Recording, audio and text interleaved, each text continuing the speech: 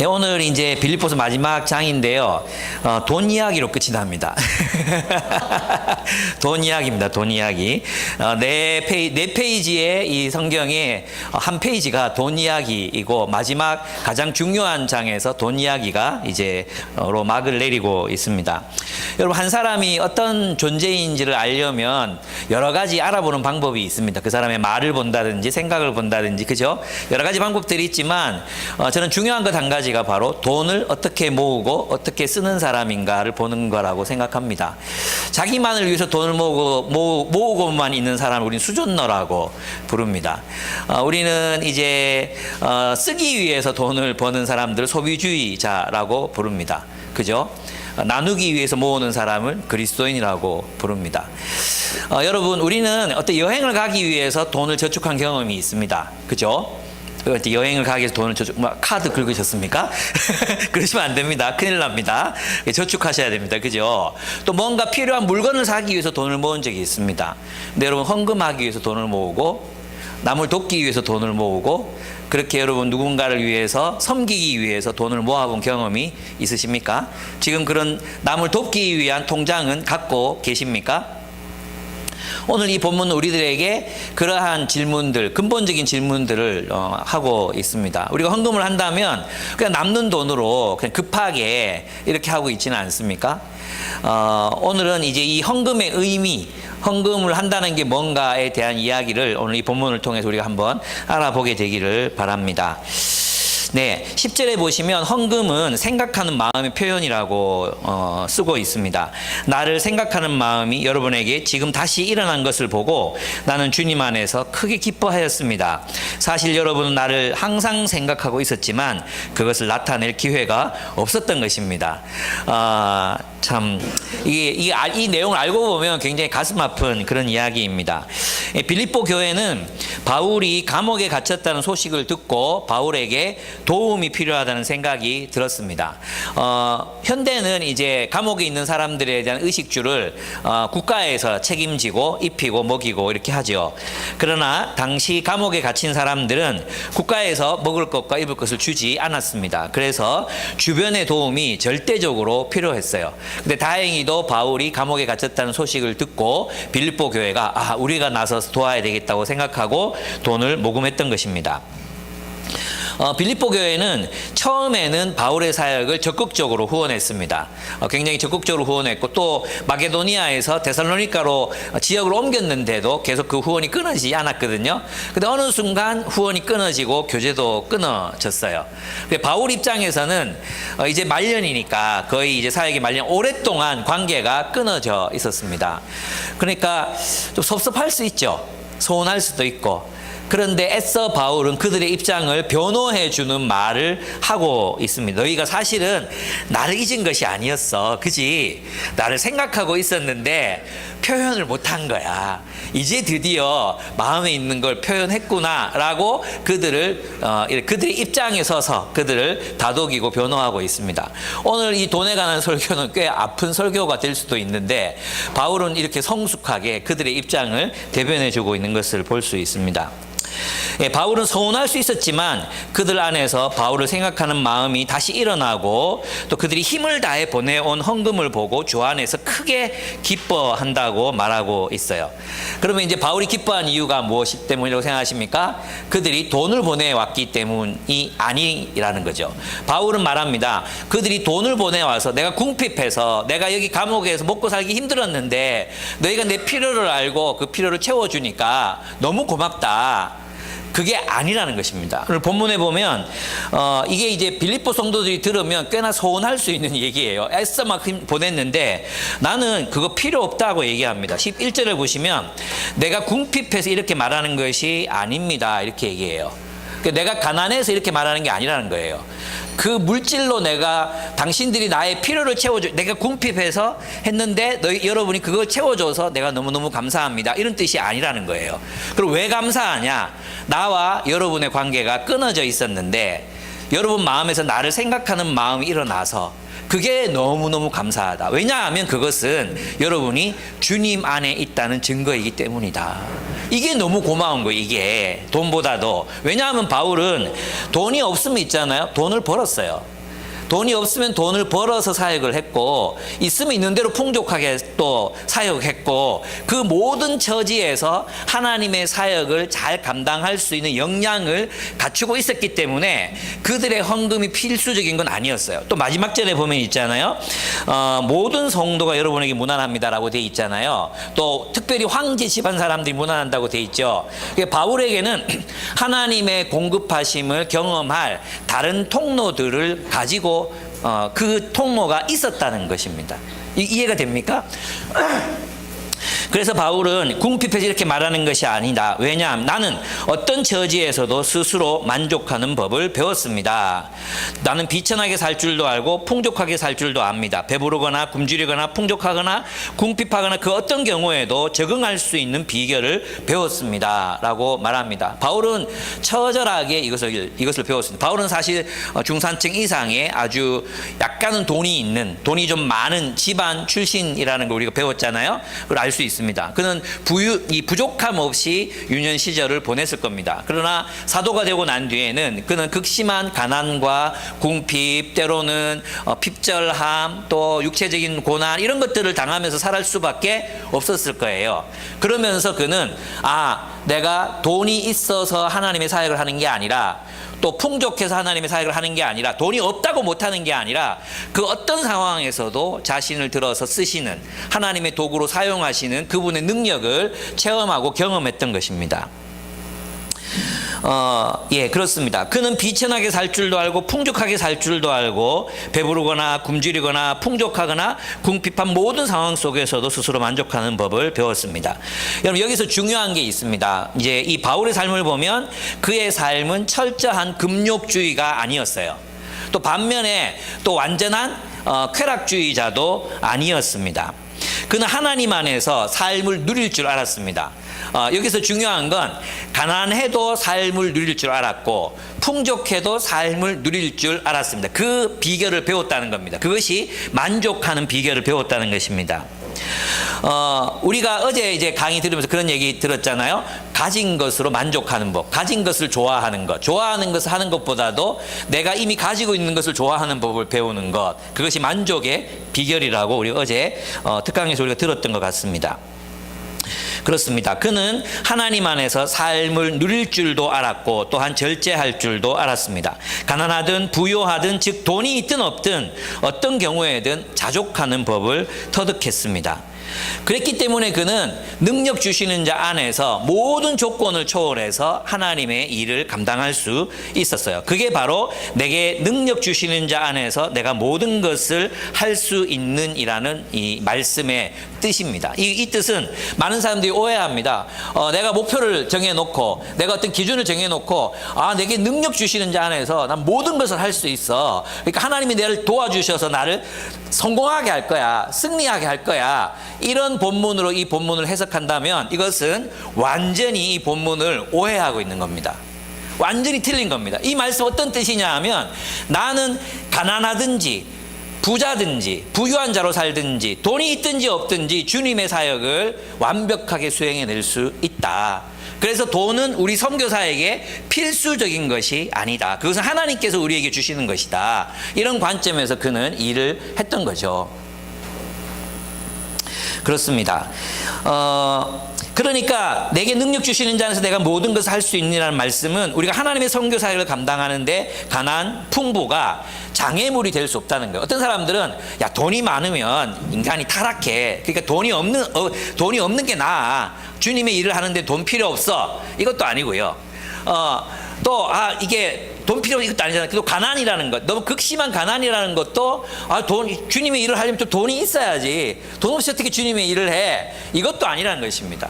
돈이 있든지 없든지 바울은 자신의 사역을 충실하게 감당할, 그 환경 속에서 충실하게 감당해야 될 어떤 비결, 그 방법을 터득했다는 것을 말하고 있습니다. 여러분 있잖아요. 여기서 내가 모든 것을 할 수 있느니라, 이 말씀은요, 내가 돈이 있든지 없든지 궁핍하든지 주님의 뜻을 행할 수 있다는 말이잖아요. 이걸 끝까지 밀어붙이면 지금 바울은 뭘 각오하고 있느냐 하면 이런 거예요. 주님께서 나를 주의 일 하다가 죽이시면 나는 죽을 수도 있다 이런 뜻이에요. 내게 능력 주시는 자 안에서 나는 죽음을 무릅쓰고 주의 일을 감당할 수 있다. 내게 능력 주시는 자 안에서 내가 능치 못할 일이 없다. 이 능치 못할 일이 뭐냐? 죽음이에요. 죽음. 십자가에서 죽는 죽음이에요. 근데 우리는 이 말씀을 완전히 반대되는 의미로 그동안 이해해왔던 것입니다. 이 바울이 말한 모든 것에는 그의 죽음까지도 포함됩니다. 즉 그는 자신에게 주시는 능력, 자신에게 능력 주시는 자 안에서 죽는 것까지도 가능하다고 말하고 있죠. 그러니까 이 말은 뭡니까? 우리는 능력 주시는 자 안에서 그것이 돈이든 시간이든 그것이 없거나 부족할지라도 우리에게 맡겨주신 그 선교의 사명을 감당할 수 있다는 것입니다. 네. 돈이 있어도 할 수 있고 돈이 없어도 할 수 있고. 저는 있잖아요. 제가 그런 기도 많이 드렸습니다. 제 주변에 보면 하나님이 돈을 막 부어주시는 사람들이 있거든요. 이번에도 이렇게 갔는데 어느 한 목사님께서 교회에서 이제 3대 한ten 교회가 개척돼 3대 전에 사놓은 땅이 너무 많이 올라가지고 250억이 생겼대요. 근데 이 돈을 남기고 가면 후임 목사와 성도들이 싸울 것 같대. 그래서 은퇴까지 5년 남았는데 5년 안에 이 250억을 다 써야 된대요. 그래서 우리 10억만 달라고. 우리 빚 좀 갚자. 우리 10억만 달라고 얘기하다가 보험가 도시에 있는 그 목사님, 정갑신 목사님이 기쁨의 교회는 스스로 충분히 설 수 있는 교회라고 얘기하는 바람에 지금 아니 솔깃했거든. 내가 10억만 달라고 얘기했는데 솔깃했거든요. 조금만 밀어주시면 우리 클 수 있다. 더 막 성장할 수 있다. 얘기하는데 분위기 좋았어요. 근데 갑자기 제가 그 교회는 혼자 설 수 있는 교회라 해가지고 제가 냅킨을 집어 던질 뻔했습니다. 근데 이분이 그래서 있잖아요. 또 이게 50억을 가지고 교회 모험을 하고 또 200억까지 또 땅을 샀는데 이게 또 한 3세대 지나면 또 하잖아요. 어쨌든 이분은 돈이 되게 많아요. 어떤 분이 오셔가지고 5천만 원을 목사님 이거 교회 주는 거 아니고 목사님께 드리는 겁니다. 목사님께서 다음 세대를 위해 의미 있게 써주십시오. 이랬대요. 그래서 5천만 원 1년 동안 써야 되는데 그래서 이제 국리를 하다가 애 낳고 유아 세례 우리 유아 헌화식 할 때 한 가정에 100만 원씩 줬대요. 그랬더니 이 가정이 한 몇 년 지나고 난 뒤에 정착률이 거의 100%라면서 그래서 제가 너무 자본주의적 전도 방식이다 하니까 옆에 있는 박대웅 목사가 저 자본주의 좋아합니다 이러면서 이제 막 얘기했었어요. 그러면서 이제 다들 하는 얘기가 뭐냐 하면 옆에는 이제 선교사님 한 분 이제 그 GMP 대표 목사님이 계셨는데 이분이 목사님 한 목사님이 섬기는 하나님하고 우리가 섬기는 하나님이 좀 다른 하나님인 것 같다. 우리는 아무리 기도해도 필요한 거 안 주시는데 저도 그런 경험을 한 적이 있습니다. 그런 기도를 한 적이 하나님 왜 돈 좀 주시라고 맨날 딱 맞게 떨어지게 주시냐고 나를 못 믿으시냐고 우리도 좀 250억 하늘에서 뚝 떨어지고 누가 지나가다가 7억 주고 막 이러면 좋겠다고 이 목사님이 또 한 번은 권사님이 오셔가지고는 이거 자식들 줘봤자 안 되겠다 해가지고 7억을 이거 절대 교회에 내지 말고 목사님이 쓰세요 하고 7억을 줬대요. 그래서 이제 목사님이 목회 통장이 따로 있어가지고 교회에 다 공개되어 있는 통장인데 거기다가 5천만 원을 떼고 돌려주셨대요. 그때 이 권사님 오셔가지고 막 화를 내면서 목사님 내가 이거 목사님 위해서 목사님이 쓰라고 했는데 이걸 나는 교회 나갑니다 하고 막 난리가 난 거예요. 그래가 다시 받아가지고 1억을 더 빼고 아들을 불렀어. 아들을 불러가 나머지는 그 이제 부모님 모시는데 써라고 드렸대요. 다시 돌려줬는지 안 돌려줬는지 중간에 띠먹은지 모르겠지만 다시 돌아오지 않았다고 얘기를 하더라고요. 와 신기하다. 와 어떻게 이런 일들이 일어나는가 이런 생각이 드는데 우리 교회는 그만한 돈을 가진 사람이 없을 뿐더러 그래 기도한 적이 있어요. 기도. 하나님 우리도 돈 좀 주세요. 누가 로또 됐다 하면 헌금 좀 하고 이랬으면 좋겠어요. 막 이렇게 기도한 적이 있거든요. 그때 하나님이 정확하게 이 말씀을 저에게 주셨어요. 뭐냐 하면 유보가 돈 없어도 할 수 있어. 생각을 해. 돈 없어도 할 수 있어. 그렇게 23년을 흘러왔어요. 우리 돈 없이 23년 해왔어요. 못한 게 없었어요. 누리지 않은 게 없었어요. 정말 우리가 정말 많은 사역들 했어요. 많은 사람들 길렀어요. 많은 아이들 기르고 있어요. 그죠? 우리가 진짜 꿈꾸던 일들을 하나님께서 하나님이 주시는 돈으로 정말 우리들 코 묻은 돈으로 이렇게 해왔어요. 여러분 진짜 저는 한기채 목사님 이야기를 들으면서 좌절됐거든요. 만약에 우리 교회 하나님께서 기쁨의 교회 하나님께서 어떤 독재가를 허락하셔가지고 막 한꺼번에 8억 5천 빚을 다 갚아줬대. 이러면은 나 따라오는 저 30명, 40명 모이는 교회 그 청년 목사들, 이런 사람들 어떤 생각 들겠어요? 와, 하나님 진짜 안 공평하네. 절망할 거 아니에요. 근데 내가 그들 앞에서 우리 이제 대학생 데리고 돈 한 푼 없이 시작했다. 우리 집사람 그 농공 그 버스 타고 다니면서 그 무거운 가방 들고 다니 한겨울에 그거 몇 정간씩 다니면서 그 애들 가르치면서 우리 교회 세웠다. 이런 얘기하면 다들 위로를 받잖아요. 위로를. 그죠? 예. 아, 이게 누가 10억 줬다 하면 그게 더 위로가 될까? 그거는 잘 모르겠는데. 어쨌든 우리는 돈 없이도 주님께서 정말 우리는 이 비결을 체득한 것 같아요. 하나님께서 우리에게 정말 하나님께서 채워주셔서 그때 필요한 것들을 그때 채워주셔서 이때까지 왔다는 생각을 합니다. 여러분, 헬라인들은 스스로 자족하는 사람을 아주 고귀한 존재로 이렇게 떠받들었습니다. 그래서 스토아학파, 에피쿠로스학파, 견유학파 할 것 없이 모두가 그 자족하는 삶, 가진 것에 만족하는 삶, 이걸 굉장히 높은 그런 가치로 여기고 장려했었어요. 근데 놀랍게도 오직 그리스도인들만 자족할 수 있습니다. 왜 그렇습니까? 이 헬라인들의 자족은요, 결국 스스로 그냥 그렇게 생각하는 거예요. 스스로 자기 충족이에요. 자기 충족. 근데 그리스도인의 충족은 무엇입니까? 하나님이 우리에게 필요한 것을 주신다는 겁니다. 하나님 때문에, 하나님을 의지해서. 그래서 어제 우리 얘기했잖아요. 야복강에서 야곱이 자기 말로 자기 다리로 뛰어다니면서 부를 구축했지만 하나님께서 그의 허벅지뼈를 부러뜨리셔가지고 뛰지 못하게 만들어. 하나님만 의지하게 만들어. 하나님만. 아니면 에서가 막 잡으러 올 때 다리 안 다쳤으면 도망가면 되잖아요. 다리를 부러놓으니까 도망도 못 가는 거야. 하나님만 의지하게 만들어. 그게 우리 그리스도인의 삶이에요. 하나님께서, 우리는 하나님으로 말미암아 자족할 수 있습니다. 하나님이 주신 것들로 기뻐하며 살아갈 수 있는 존재들이 바로 우리들이라는 것입니다. 이 만족하는 법을 우리가 배워야 합니다.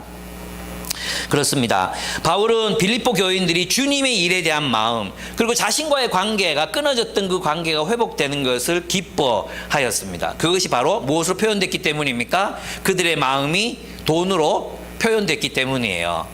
여러분, 우리가 헌금을 하는 이유, 헌금은 생각하는 마음의 표현입니다. 우리가 교회를 사랑하고 선교를 사랑하고 하나님의 사역을 사랑한다면 우리가 가진 재정들을 함께 나누는 것은 우리 마음의 나타남이라는 거예요. 나타남. 이해가 되죠? 네. 그래서 제가 늘 강조하는 게 있죠. 사랑은 뭘로 하는 거다? 그게 사랑은 뭘로 한다?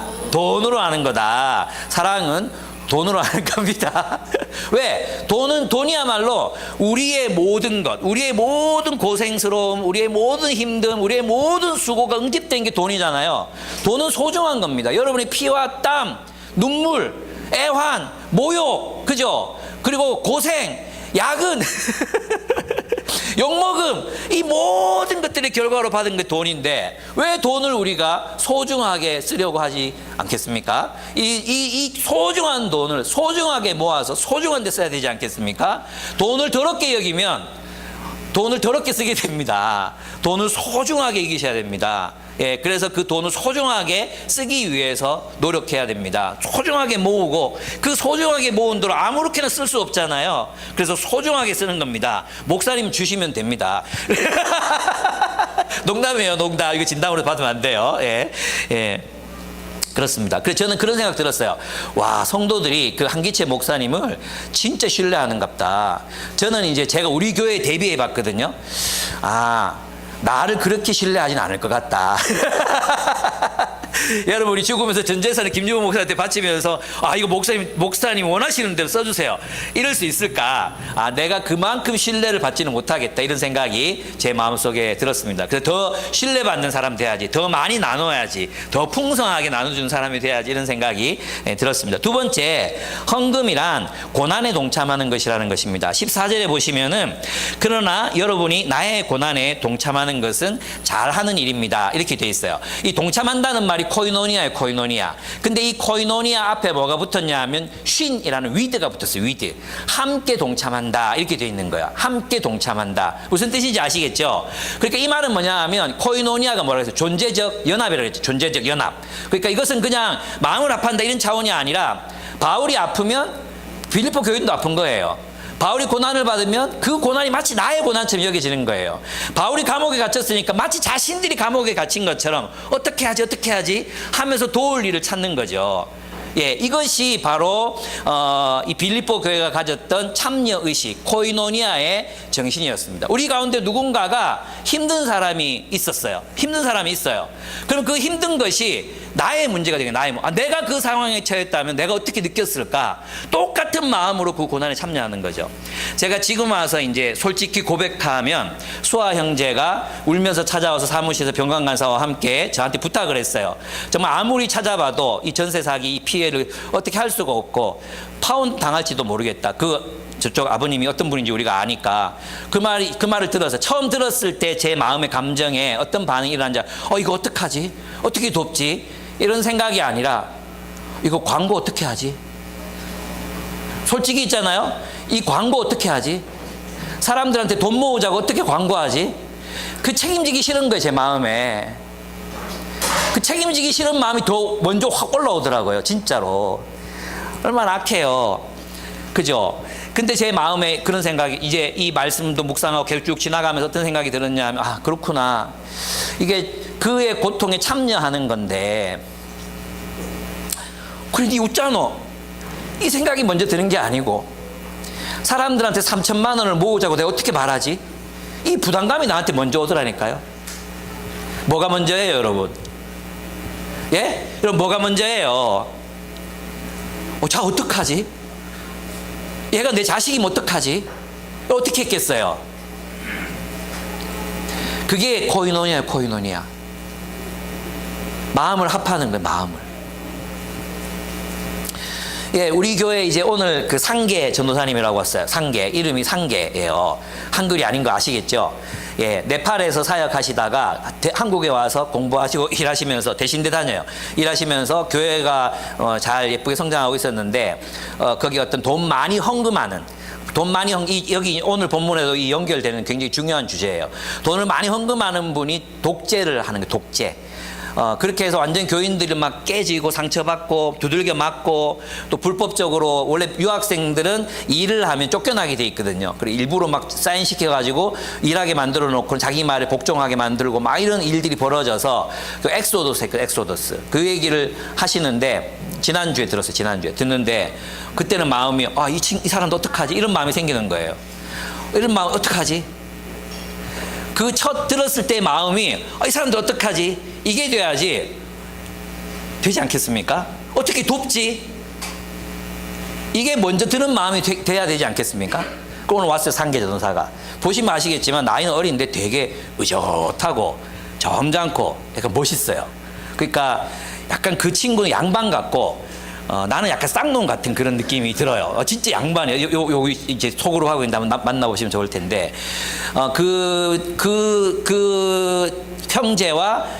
형제가 이제 네팔에 있는 여기 이제 두세 달을 다니면서 우리랑 같이 연합할 수 있는가 고민해 보기로 했어요. 우리도 상계 전도사를 보고 우리랑 같이 동력할 수 있는 또 리더로 세울 만한 사람인가를 함께 이제 검증하는 거죠.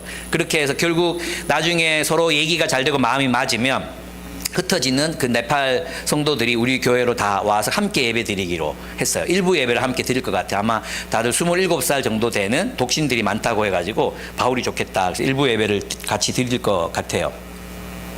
그래서 이제 저희가 이제 그 액츠 나우 모임에서 성경 공부를 하고 막 이렇게 있는데 그때 이제 이 교회가 이제 다 흩어져서 그렇게 됐고 또 이 담당하시던 목사님은 교회에서 쫓겨나서 집도 쫓겨나야 되고 월급도 못 받는 상황이 됐다고 이렇게 얘기가 됐거든요. 그랬더니 그 목사님들이 모여가지고 정말 너무 감사했던 게 이근호 목사님이 우리 사택에 와서 살아라. 그리고 김수재 목사가 내가 100만 원 내놓겠다. 또 한 목사가 자기가 누가 500만 원 똑같이 쓰라고 줬는데 내가 얼마를 내놓겠다. 이렇게 해가지고 이분이 되게 막 안심하고 자기를 돕는 힘이 이렇게 많구나 걸 느끼고 되게 평안해 하시는 걸 봤거든요. 그리고 우리는 여기 이제 2층하고 4층을 장소 없으시면 여기 쓰시라고 이렇게 제가 얘기를 드렸어요. 시간 맞추면 되니까. 예. 근데 이분들이 다행히도 한국어를 너무 잘해. 그래가지고 한국어 예배를 드릴 수 있는 상황이야. 그래서 한국어 예배 드리고 같이 드리고 소그룹을 하면 되는 거죠. 만약 우리 마음속에 있잖아. 이런 일을 겪을 때 먼저 들어야 하는 마음이 뭘까요? 뭐라고 생각하십니까? 어떻게 도울까? 지금 교회 장소도 떠나야 되고 예배를 못 드리는 이 사람 어떡할까? 이런 생각이 먼저 아닙니까? 어떻게 생각하십니까? 왜 이렇게 갑자기 숙연해지십니까? 저는 어떻게 도울까를 방향으로 잡고 생각하고 관심을 가지면 길이 생긴다고 봐요. 예. 그럼 그 길을 따라가면 되잖아요. 서로 좀 불편하면 되잖아요. 예. 그렇습니다. 헌금을 한다는 건 선교의 고난에 참여하는 것입니다.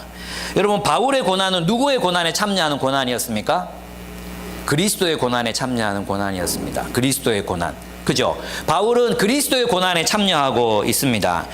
그는 그리스도의 십자가와 부활에 십자가의 죽음과 부활에 참여하기를 원했습니다. 빌립보 교회도 바울과 경제적인 부담을 함께 짐으로 바울의 고난에 나아가 그리스도의 고난에 참여하고 있습니다.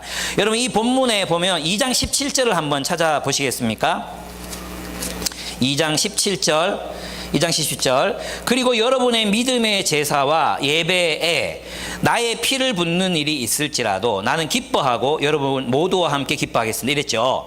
이 믿음의 제사가 4장에서 나오는 그 4장 18절입니까?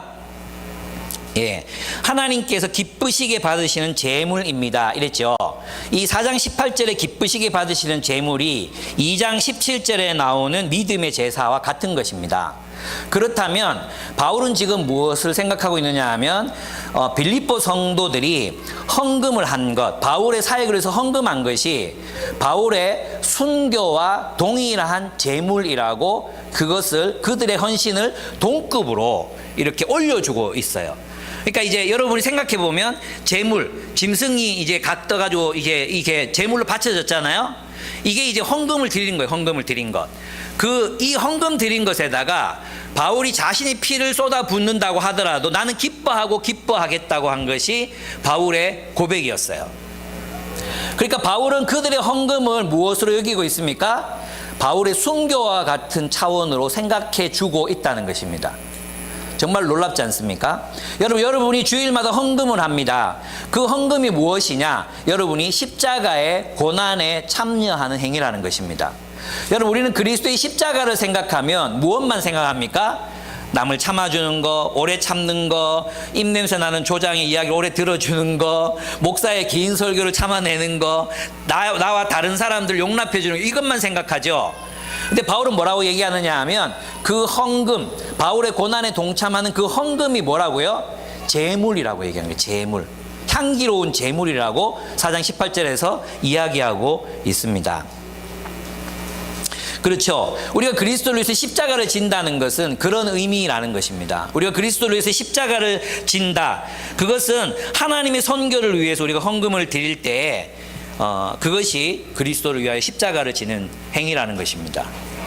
여러분, 그럴 만도 했습니다. 왜냐하면 이 당시 사람들이 헌금을 하려면, 바울에게 헌금을 보내려면, 여러분 제가 얘기했죠. 로마 사회는 1%의 극단적인 부자들, 그리고 한 10% 정도 되는 상류층들, 그 나머지 90%는 다 가난했어요. 근데 이 90% 중에 절반 정도는 하루 3끼 밥을 다 못 먹고 살았어요. 한 2끼 이상 먹으면 그냥 중산층이에요, 중산층. 하루 굶지 않고 넘어가면 중산층. 일주일에 2-3끼 굶으면 그냥 일반적인 사람들, 서민들의 삶이 대부분 다 그랬어요. 그러면 이 사람들이 헌금을 모으려면 어떻게 해야 됐겠어요? 더 굶어야 되는 거예요. 그런 사람들이 바울에게 헌금을 보내려면 자신들도 살기 빠듯한 상황에서 생계에 부담이 되는 거예요, 부담이. 근데 그 부담을 바울이 알고 있었어요. 그 부담이 뭐라고요? 너희가 나와 함께 십자가를 졌다고 얘기하는 거예요. 너희가 나의 고난에 동참했다. 제물이 되는 그 고난에 동참했다고 이야기하고 있습니다. 이것이 향기로운 제물이 뜻하는 의미라는 것입니다. 여러분이 헌금을 드릴 때 얼마나 소중합니까? 여러분이 정말 힘들게 번 돈, 그 소중한 돈, 그것을 드리는 것이 어떤 행위라고요? 제물을 드리는, 바울이 자신의 삶을 온 목숨을 다해 헌신했던 그 헌신과 다르지 않는 그런 헌신이라고 축혀 세우고 있는 것입니다. 사실은 바울 입장에서 빌립보 교회를 향해서 할 말이 별로 없겠습니까? 그죠? 그동안 잊었어. 그동안 너희들 나 생각 안 하고 뭐 했니? 할 수도 있고요. 막 섭섭함을 표현할 수도 있고 많은 그럴 수도 있지만 그들은 이 바울은 그 빌립보 교회 안에 선의를 보고 그것을 칭찬합니다. 내가 그동안 쭉 나를 생각해 왔지만 사실 잊었거든요. 잊고 있었거든요. 근데 너희가 나를 생각해 왔지만 표현할 길이 없었는데 내가 감옥에 갇혀가지고라도 내가 표현되니 얼마나 좋은가. 그리고 그들의 그 헌금을 향기로운 제물이라고 설명하고 있습니다. 세 번째, 헌금은 선교사에게 참여하는 것입니다. 예, 그래서 이제 앞에서 보면 그 헌금 기도를 드릴 때 여러분이 자주 드리는 기도가 있습니다. 하나님, 이 헌금이 잘 사용되게 해 주시고 하나님 나를 위해서 잘 사용되게 해달라고 기도를 하세요. 예, 그 기도 안 해도 돼요. 예, 우리가 잘 쓸 거예요. 그 기도는 우리를 못 믿는 기도예요. 물론 기도하셔야지 우리가 타락해가지고 이 엉뚱한 데 쓰면 안 되잖아요. 지혜롭게 잘 써야 되겠죠. 근데 있잖아요, 저는 여러분이 이렇게 기도하는 기도를 한 2번 정도 들어본 것 같아요. 어떤 기도냐면 우리가 힘써 헌금하게 해주십시오. 신실하게 우리의 재정에서 청지기가 되게 해주십시오. 신실하게 모아서 주님의 일에 쓸 수 있도록 우리가 신실하게 재정의 청지기가 되게 해주십시오. 힘껏 모으게 해주십시오. 여러분 이렇게 기도해본 적 있습니까? 그죠? 쓰는 건 남이 쓰는 거니까 잘 쓰게 해주고 모으는 건 여러분, 내는 건 여러분이니까 낼 때는 이거는 예, 그렇죠. 예, 어떻습니까? 예, 헌금은 선교사에게 참여하는 것입니다. 이 본문에 보면 15절에 보면 빌립보의 교우 여러분도 아는 바와 같이 내가 복음을 전파하던 초기에 마케도니아를 떠날 때 주고받는 일로 나에게 협력한 교회는 여러분밖에 없습니다. 이렇게 얘기합니다. 근데 여기서 궁금하지 않습니까? 주고받는이라고 표현되어 있잖아요. 이 주고받는이 뭐예요? 바울은 무엇을 줬고 빌립보 교회는 무엇을 주었을까요? 주고받는. 뭘 주고받았을까요? 그래서 이제 크리소스톰이나 이런 옛날 사람들이나 옛분들은 바울은 영적인 것을 주었고 그들은 물질적인 것을 돌려주었다. 이렇게 해석하는 경우들이 대부분 이제 주석들이 그렇게 해석하고 있어요. 근데 이제 성서학이 계속 발전하면서 최근에 이제 이 말이 어떤 맥락에서 사용됐는가가 발견됐어요. 그게 뭐냐 하면 이건 있잖아요. 돈을 주고받을 때 영수증을 주고받는 행위를 말하는 거예요. 그러니까 회계장부를 쓰는 거예요. 회계장부. 주고받는 일, 요 말 자체가 회계장부를 쓰는 거예요. 그러니까 빌립보 성도들은 얼마를 바울에게 보냈고 바울은 얼마를 썼다는 걸 보고하는 거예요. 영수증, 내가 얼마 받았다. 영수증을 보내고 이 동업자 관계가 빌립보와 바울 사이에 계속해서 있어 왔다 이 말이에요. 그 말은 뭐냐 하면 이 주고받는 관계는 동업자들 사이에서 돈을 주고받는, 그래서 이제 금전출납부를 적는 그런 행위를 말했거든요. 그 일에 참여한 사람들이 빌립보 교회밖에 없다. 이 말은 뭐냐 하면 오롯이 그것이 자기의 일인 것처럼 바울의 사역을 자기의 일로 여기고 동업자처럼 그렇게 돈을 주고받은 공동체는 빌립보 교회밖에 없었다. 빌립보 교회는 적극적으로 선교 사업에 참여한 동업자 같은, 한마디로 동력자 같은 그런 관계에서 일을 한 공동체였다는 것입니다. 그렇습니다. 그래서 그들은 마치 동업자처럼 함께 한 목적을 가지고 일하고 있었다는 뜻입니다. 빌립보 성도들은 바울이 마케도니아를 떠났어요. 떠나고 데살로니가에 갔을 때도 이와 같은 방식으로 주고받았습니다.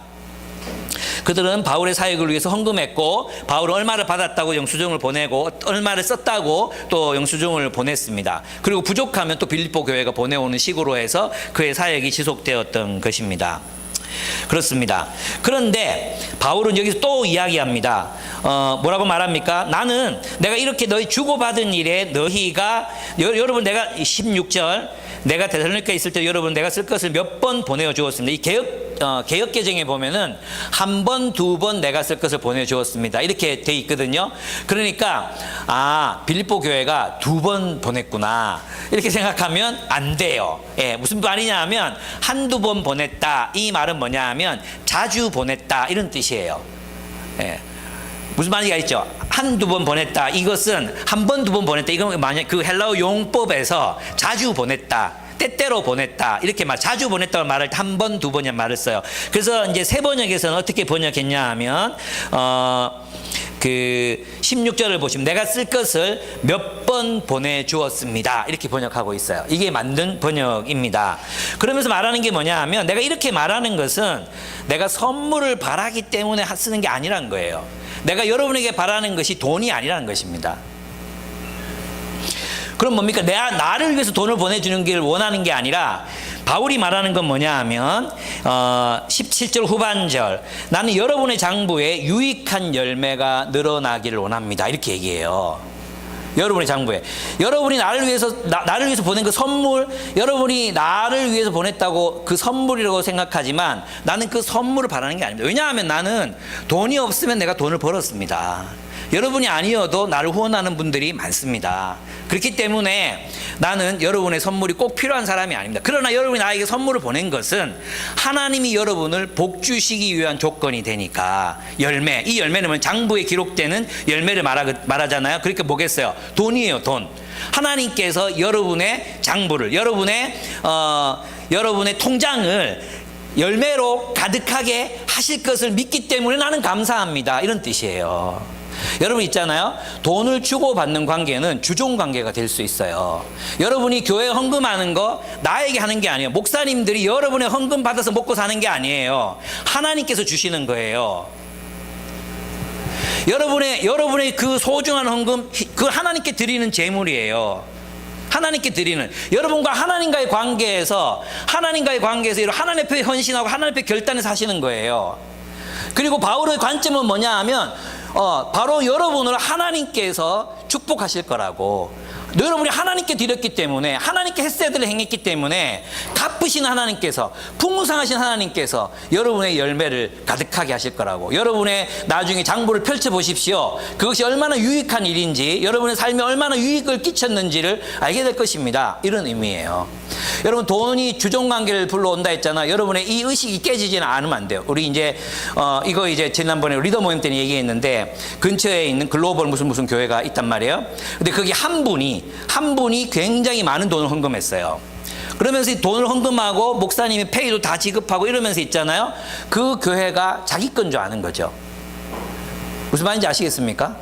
그래서 있잖아요. 그래서 사유화되면 이 사람의 말을 그 교회 전체가 들어야 되는 상황이 되는 거예요. 제 말 이해됩니까? 여러분, 이제 돈을 주고받는 것은 있잖아. 이런 주종관계를 불러와요. 여러분들이 있잖아. 내가 헌금했는데 목사님이 그렇게 헌금했는데 목사님이 나 몰라준다고, 또 목사님이 이렇게 했는데 목사님이 나를 더 챙겨주지 않는다고, 이렇게 되면 얼마나 사역이 웃기게 되겠습니까? 안 그렇습니까? 하나님께 드리는 거, 하나님께. 나한테 하는 게 아니에요.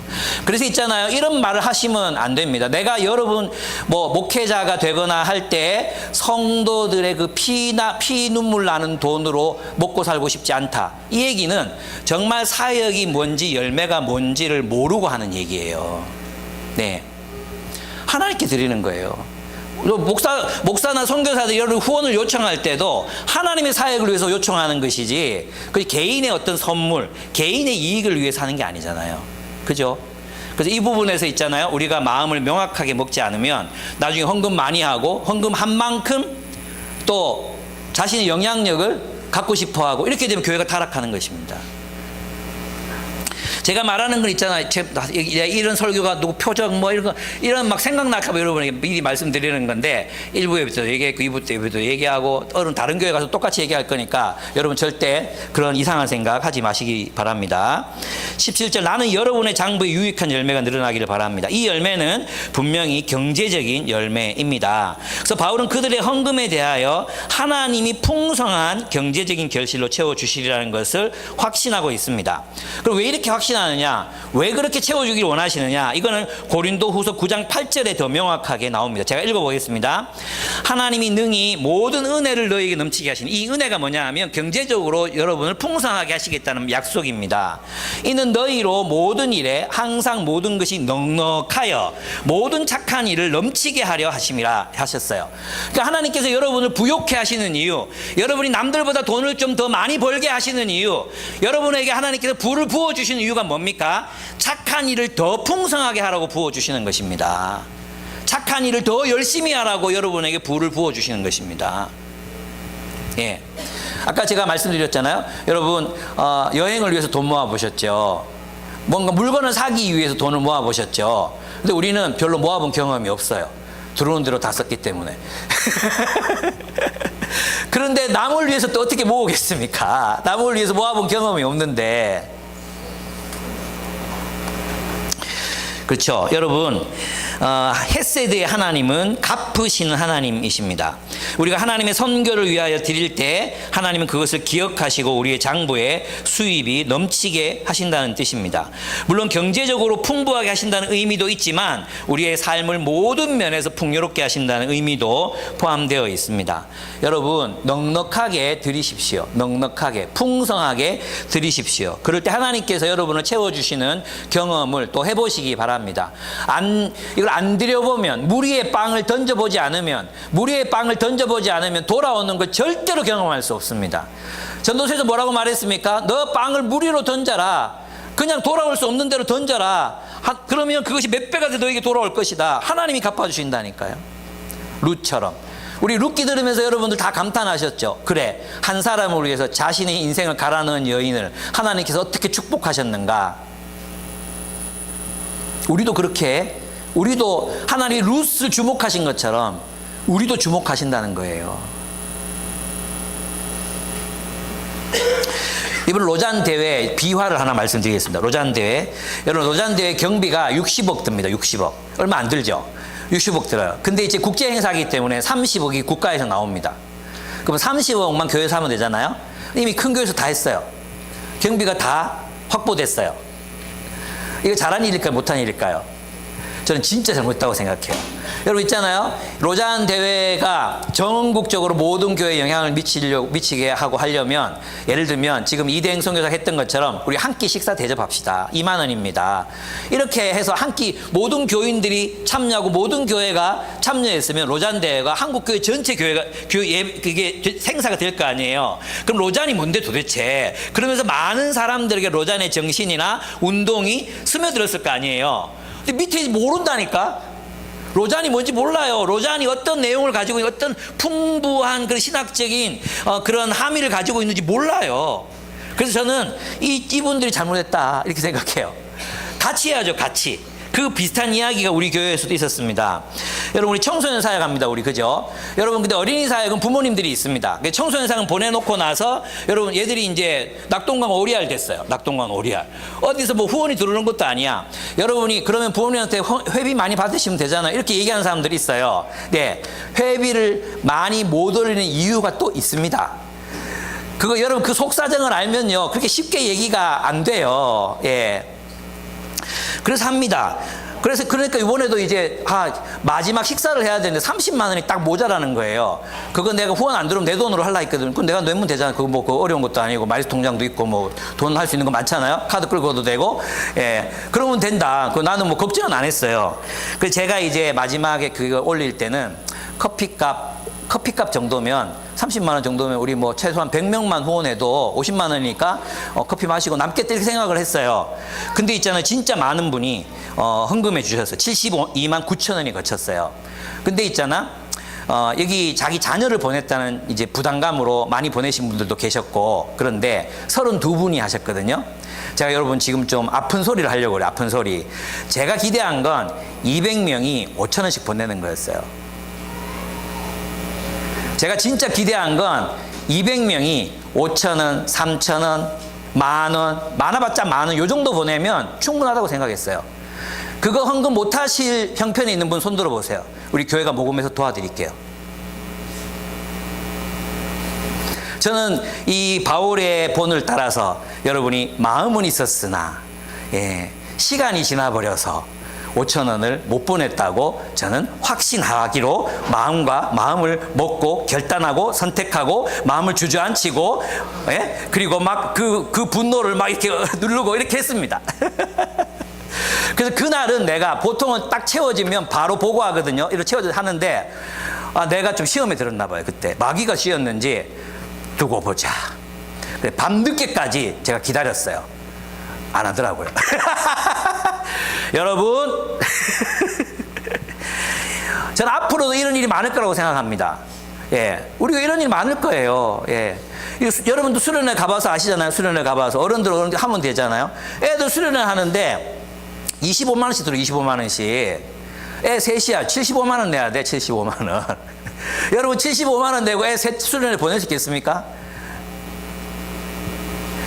여러분, 이거 안 겪어보면 자기 문제가 아니고, 우리는 있잖아요. 제가 담임 목사였지만 제 회비, 애들 회비 이거 다 낼 때 아무도 목사님 이거 부담스럽지 않으세요? 한 명은 저희가 까드릴게요. 이렇게 얘기를 한 번도 못 들어봤어요. 우리 교회에서. 여러분 어떻게 생각합니까? 애 셋 때리고 둘이서 술 5명, 5명이 회비를 다 내야 돼. 그리고 담임 목사가 회비 내는 교회 한번 손들어 보라 그래. 다 다니면서. 그거 여러분들 당연하게 생각하잖아요? 아니, 담임 목사라서가 아니야. 애 셋 있는데 한 2명 정도, 아, 목사 이거 너무 많이 내시, 이 2명은 저희 까드릴게 할 수도 있잖아요? 근데 그렇게 안 해. 그럴 마음의 여유도 없고, 그렇게 생각해야 되는데 생각도 못 해. 마치 여러분 키우는 애기들처럼. 아니, 나이, 환갑 앞둔, 늙은이가 청소년들 데리고, 청소년 수련회를 해. 그럼 여러분이 마지막 날에, 이 목사 이거 죽은 거 아이가? 이 전화도 한 통 해줘야지. 목사님 청소년 사에서 순교하시면 안 됩니다. 해야 될 거 아니에요. 그리고 삼계탕이라도 하나 쏘고 이래야 될 거 아니에요. 목사님 고생하십니다 하고. 맞아요, 아니에요? 윤영석이 맞나 아이가? 용석이는 헌금 잘하니까 내가 얘기하는 거예요. 내가 지금 오늘 되게 가스라이팅 하는 설교를 지금 하고 있다는 느낌이 듭니다. 그렇습니다.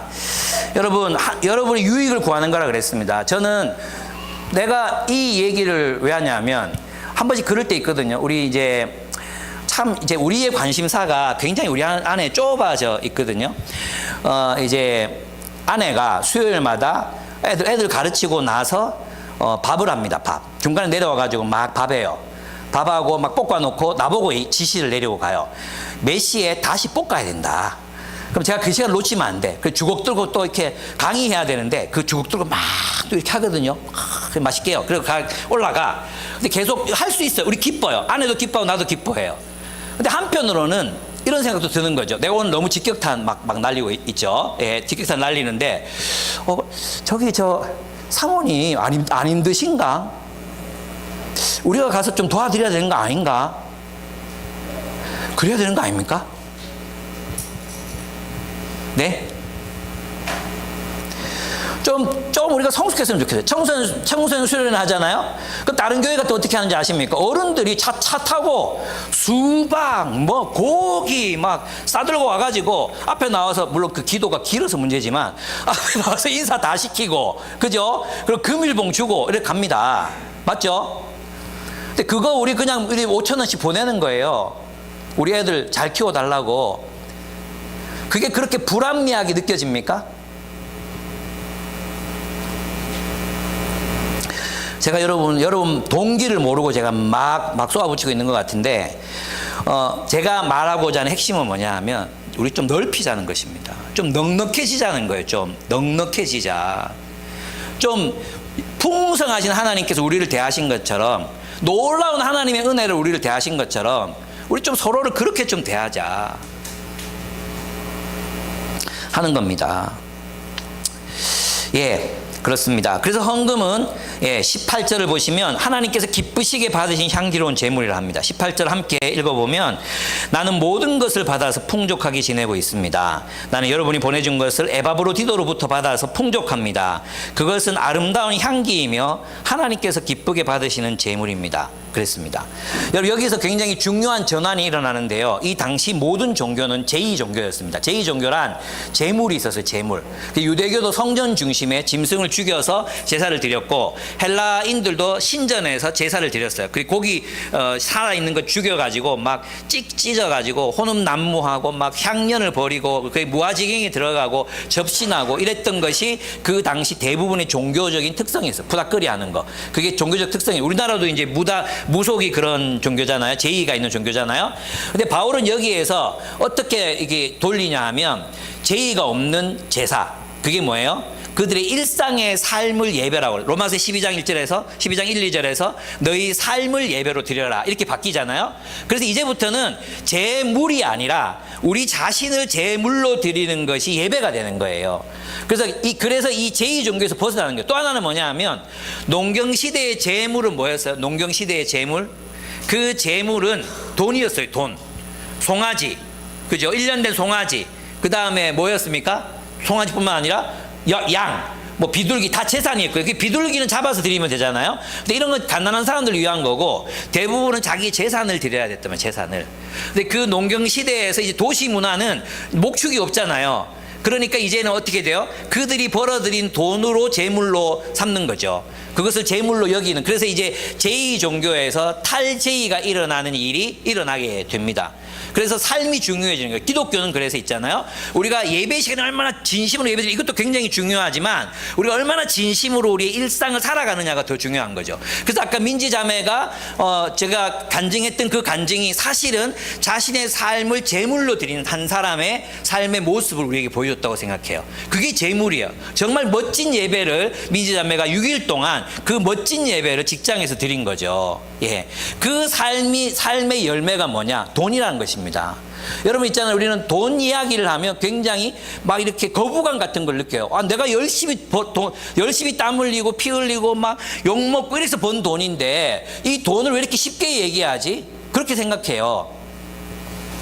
그거 모르는 게 아니란 거예요. 바울도 그걸 알아요. 그러니까 뭐라는 것입니까? 너희의 그것이 향기로운 재물, 하나님 받으시는 향기로운 재물이다. 여러분이 헌금할 때 내가 재물을 바치는 마음으로 하라는 것입니다. 여러분 이게 뭡니까? 예, 초대교회 이전에는 뭐였어요? 흠없는 송아지, 흠없는 숫양, 맞죠? 근데 흠이 있으면 어떻게 됩니까? 흠이 있으면 상품성이 떨어지잖아요. 돈이 안 되잖아요. 돈이. 그죠? 그러니까 이스라엘 백성들이 좋은 거 드리기 싫으니까 흠 있는 것들을 막 갖다 바쳤단 말이에요. 그러다가 하나님한테 호되게 야단 맞죠. 여러분 우리가 드리는 헌금이 바로 그 재물이라는 것입니다. 우리가 드리는 헌금의 마음을 담고 우리의 삶을 담고 우리의 삶의 결실과 열매를 담아서 드리는 예물, 재물, 그게 우리의 돈이라는 거예요. 흠없는. 그래서 옛날 분들 어떻게 했습니까? 돈을 새벽에 일어나가지고 다 줬습니다. 새 돈으로 바꿔가지고 드렸습니다. 저는 그건 아니라고 생각해요. 그러나 적어도 우리가 이 헌금을 준비하는 마음, 그죠? 내가 하나님께 드릴 건데 내가 이렇게 이런 마음으로 드리면 안 된다. 이걸 어떻게 모으고 정말 귀중히 여기는 마음, 소중한 마음으로 모아서 소중한 데 쓰라고 이렇게 드리는 것이 헌금이잖아요. 그렇지 않습니까? 목사님 생활비 뭐 이렇게 여러분이 월급 주는 마음으로 그렇게 하는 게 아니에요. 그렇습니다. 저는 정말 이번에 놀랐습니다. 우리 수아 형제가 3천만 원이 필요하다 얘기했을 때 아까 부담감은 있었지만 저는 솔직히 한 1,500 나오면 많이 나오겠다 생각했어요. 진짜로 한 1,500 나오면 많이 나오겠다. 너희도 너무 많이 기대하지 마라. 요즘에 우리 하도 모금도 많이 하고 약간 모금 뭐 돈 이렇게 얘기하면 다들 약간 경기하는 분위기라 가지고 얼마나 모일지 모르겠다 제가 생각해서 진짜로 그렇게 생각했거든요. 네 말고 뒤에 또 도와야 될 사람이 되게 많은데 벌써 나도 머리 아프다 막 이렇게 솔직하게 다 얘기했어요. 그랬더니 뭐 조금이라도 어떻게든 도와주면 나머지 어떻게 해보겠다고 얘기하는 거예요. 알거든요. 이 진짜 결혼이 파투 다른 사람들이 들으면 뭐 그런 걸로 결혼이 파혼이 되게 하겠지만 저희는 이 사정을 아니까 이 100% 파혼인 거예요. 그러니까 이 돕기는 도와야 돼. 그러고 나서 그냥 진짜 한 번 딱 제가 광고했던 것 같아요. 한 번 딱 광고했는데 2주 만에 지난 이제 목요일 날 보고 받았는데 2,950만 원이 순수 후원금으로만 모였어요. 빌려주는 거 빼고 2,950만 원이 순수 후원금으로만 모였어요. 여러분 닭살 돋지 않습니까? 우리 교회가 이런 교회, 앞에서 야단을 좀 많이 쳤지만 우리 교회가 사실은 이런 교회입니다. 작은 돈 커피 한 잔값 내락하면 억수로 인색한데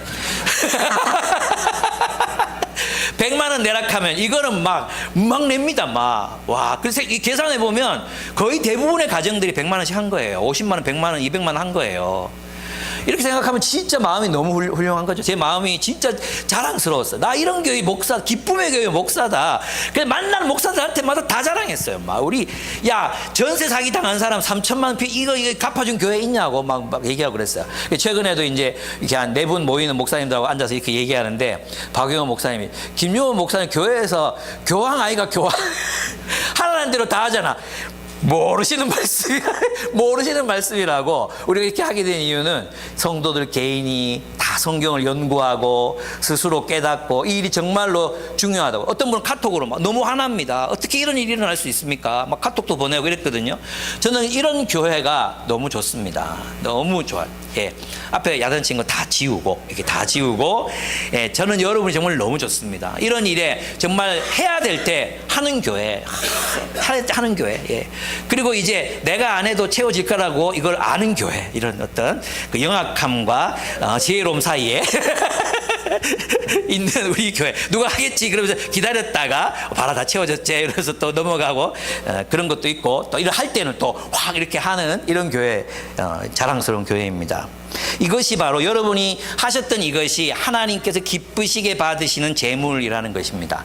정말 저는 하나님이 기뻐하셨을 거라고 생각해요. 이거 생각만 해도 눈물 나거든요. 정말 저는 너무 좋거든요. 그렇습니다. 다섯 번째, 헌금은 영광스러운 방식으로 우리의 필요를 채우게 하시는 하나님의 방법입니다. 19절을 보시면 나의 하나님께서 자기의 풍성하심을 따라 그리스도 예수 안에는 영광으로 여러분이 필요한 모든 것을 모두 채워주실 것입니다. 이렇게 얘기했습니다. 그러면 여러분의 필요한 것은 무엇입니까? 지금 필요한 거잖아요. 지금 필요한 거. 맞아요? 지금 필요한 거죠. 그러면 그리스도의 영광은 뭡니까? 종말의 날에 그리스도의 통치 속에서 누리게 될 우리의 영광을 말하는 거거든요. 그러면 시제가 안 맞잖아요. 시제가. 그죠? 여기 너희 쓸 것을 채우시리라는 현재가 돼야 되잖아요.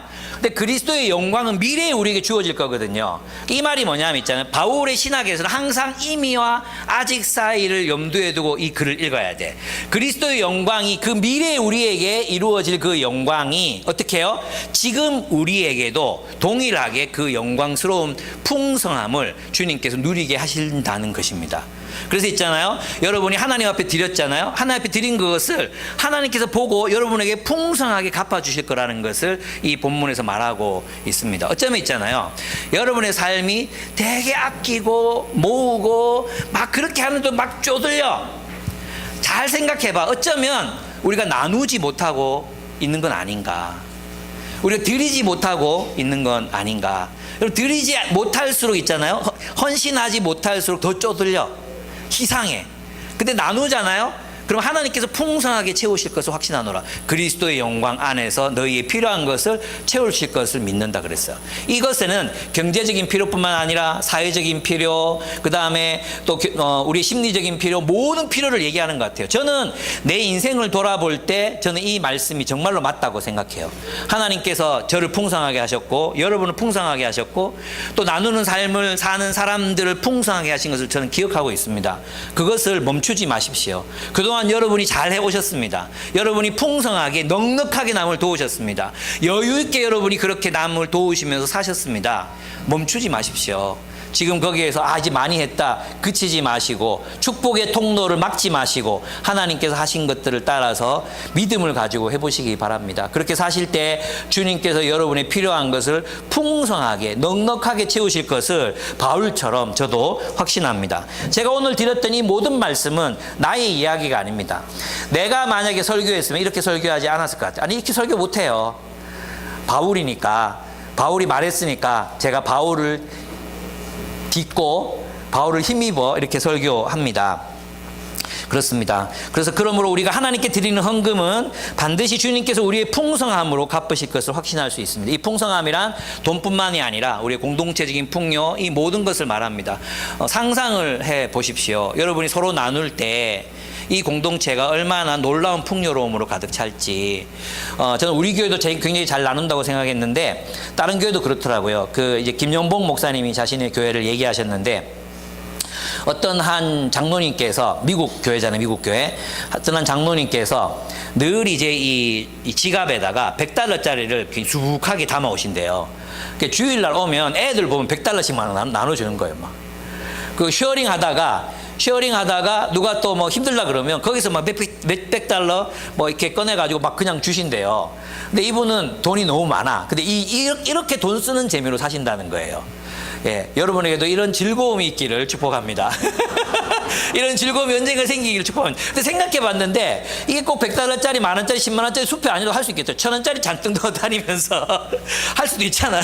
예, 뭐 이런 것도 우리가 할 수 있는 거 아닌가 싶어요. 근데 김관성 목사님 교회 얘기를 들었어요. 여기서는 이제 목사님께서 먼저 막 나누는 삶을 막 사시거든요. 예, 그렇게 하는데 부사역자들이 또 나가서 막 도와요. 그럴 때 이 교회는 정말 신기한 게 뭐냐 하면 소그룹을 막 따로 조직해 주지 않아요. 근데 있잖아요. 가난한 사람이 교회 오잖아요. 그러면 자기들끼리 알아서 그 가난한 사람 데리고 제주도 가고 여행도 가고 애들 학비도 대주고 이렇게 해서 막 자기들끼리 자발적으로 막 움직인대요. 최근에 누가 가난한 분이 오셨는데 이분이 또 막 이렇게 막 삶이 살아나니까 이분이 이 목사님한테 저 주변에 있는 사람만 좀 더 데리고 와도 돼요. 얘기해가지고 오시라고. 예, 그런 교회 문화가 되고 있다는 얘기를 들었어요. 저는 너무 신기하다고 생각했어요. 예, 그것이 바로 교회의 문화입니다. 사도행전에 보면 있잖아요. 두 번 그들 가운데 가난한 자가 없더라. 두 번 나오거든요. 두 번. 근데 사도행전 2장에 보면요. 그들이 뭘 하느냐 하면 자기 것을 나누어 주었다. 이런 표현이 있어요. 나누어 주었다. 근데 뒷부분에 가잖아요. 뒷부분에 어떻게 표현되느냐 하면 아무도 제 것을 제 것이라 하지 않았다. 이렇게 돼 있어요. 무슨 말이냐 하면 앞에서는 사도의 가르침을 따라 명령을 따라 준 거예요. 명령을 따라. 무슨 말인지 아시겠죠? 뒤에서는 있잖아요. 말하지 않아도 되는 문화가 된 거예요. 문화. 습관이 그 공동체의 아비투스가 된 거예요. 우리도 있잖아요. 이렇게 서로 나누는 삶이 말하지 않아도 되는 그런 삶. 여러분 청소년 수련회가 있다. 얘들 통닭 먹을 시간이네 하면서 내가 카톡을 보내지 않아도 여러분들이 통닭 사주세요 하면서 막 보내는 그런 문화. 명령이 아니라 문화. 우리 가운데 누군가 힘든 사람이 나타났어. 그럼 이걸 억지로 막 해내야 되는 그런 명령에 의한 게 아니라 당연히 우리가 해야지. 그거 얼마가 모자라대. 야 그럼 내가 광고할게. 이래서 함께 이것을 세워가는 문화. 그 문화가 우리에게 생겨나야 된다는 것입니다. 말하지 않아도 우리의 공동체 습관으로 형성되어 있는 문화. 그럴 때 진짜 우리가 교회가 되었다 이렇게 얘기할 수 있어요. 그런 점에서 보면 우리도 여전히 표대를 향하여 달려가고 있는 공동체이고 우리의 구원을 이루기 위해서 달려가고 있는 공동체입니다. 아시겠죠? 그래서 달려가는 공동체, 끝까지 나아가는 그런 공동체가 되기를 바랍니다. 함께 기도하겠습니다. 제가 서론에서 그런 얘기를 드렸습니다. 어떤 한 사람을 알아보는 방법은 그 사람의 생각과 행동 여러 가지가 있지만 그 생각과 행동이 집약적으로 나타나는 게 결국은 소비거든요. 소비. 돈을 어떻게 쓰는가입니다. 여러분 우리는 돈을 모아야 합니다. 남을 섬기기 위해서 모아야 합니다. 남을 섬기기 위해, 구제하기 위해, 선교하기 위해 돈을 모으는 겁니다. 소중한 돈 아닙니까? 진짜 소중한 돈이잖아요. 그래서 소중한 데 써야죠. 진짜 소중한데. 그렇게 우리가 여행 가는 돈을 모으듯이 내가 필요한 물건, 차를 살 때 돈을 모으듯이 하나님의 일을 위해서 돈을 모으는 거. 왜 이건 우리의 우선순위에 없을까요? 먼저 그 나라와 그 의를 구하라고 했는데 여러분 우선순위가 있죠. 있는 거 압니다. 그래서 다 떼놓고 11조하고 하시잖아요. 예, 제가 말이 심했습니다. 그러나 우리 마음속에 이렇게 헌금하는 게 기쁨이 아니라 부담이고 뭔가 찝찝하고 뭔가 막 손해보는 것 같고 그렇다면 아직 우리 마음 가운데 이게 습관으로 자리 잡지 못한 것 같아요. 그래서 주님 내 마음에 이게 정말 참 바울처럼 빌립보 교회처럼 이것이 우리 아비투스로 그 나누기 위해서 모으고 저축하고 더 풍성하게 나누기 위해서 또 하나님의 축복을 받고 내게 부어지는 이 부가 또 나눔을 위한 것이라는 걸 깨닫고 또 나누고 그런 것이 우리 교회 문화가 됐습니다. 서로 막 나누고 베풀고 그럼 얼마나 풍성한 공동체가 될 수 있을까요? 그런 교회 되게 해달라고, 그런 나의 삶이 되게 해달라고, 나의 이 여유 없음과 나의 이 옹졸함과 나밖에 모르는 자기 중심성 이것을 깨고 정말 주님 이제 다른 이들을 돌아보게 해달라고, 누가 고통 중에 있는지 누가 힘들어하는지 좀 보고 또 돕는 마음을 먼저 돕는 마음. 너무 멋있어요. 너무 멋있어요.